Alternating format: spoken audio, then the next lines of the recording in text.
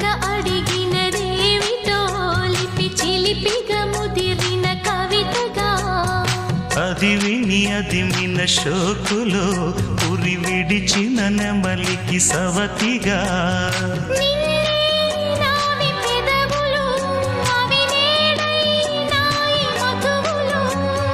రెండు నాయి తనువులు అవి రేపవ్వాలి మనువులు